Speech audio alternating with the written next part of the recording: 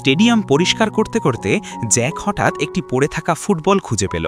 মজা করে সে বলটিতে এত জোরে লাথি মারল, বলটি বাতাসে উড়ে সোজা ৯০০ মিটার দূরের গোলপোস্টে ঢুকে গেল। পুরো ঘটনাটি ক্যামেরায় বন্দী হয়ে গেল। খেলোয়াড়রা হতবাক। এমন শট তো কেউ কল্পনা করতে পারবে না, কিন্তু তারা জানত না জ্যাক কোনো সাধারণ মানুষ নয়। এদিকে দল ছিল চরম বিপর্যয়। মূল স্ট্রাইকার বেশি টাকার লোভে অন্য দলে চলে গেছে। সামনে গুরুত্বপূর্ণ ম্যাচ। খেলোয়াড়রা জেতার আশা ছেড়ে দিয়েছে। মহিলা কোচ অনুরোধ করলেন দলটা যেন ভেঙে না যায়। ঠিক তখনই জ্যাক এগিয়ে এসে স্ট্রাইকারের দায়িত্ব নিতে চাইল। সবাই তাকে নিয়ে হাসাহাসি করল। ঝাড়ুদার আবার ফুটবল খেলবে? কিন্তু কোচ তাকে একটি সুযোগ দিলেন। জ্যাক বলে কিক মারার আগেই তার জুতো ছিঁড়ে গেল। পুরো মাঠ হাসিতে ফেটে পড়ল।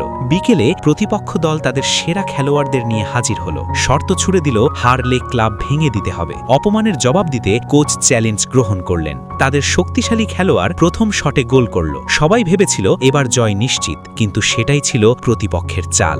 তাদের ভাড়া করা খেলোয়াড় বলটিকে প্রতি সেকেন্ডে ৫০০ মাইল বেগে ছুড়ল। গোলকিপার ধাক্কায় ছিটকে পড়ে অজ্ঞান হয়ে গেল। প্রতিপক্ষ দল কোচকে বাধ্য করছিল হার মেনে নাও, দল ভেঙে দাও। ঠিক সেই মুহূর্তে মাঠে প্রবেশ করল জ্যাক। আজ সে সারা বিশ্বকে দেখিয়ে দেবে সত্যিকারের ফুটবল কাকে বলে আর হারানো কতটা ভয়ঙ্কর হতে পারে।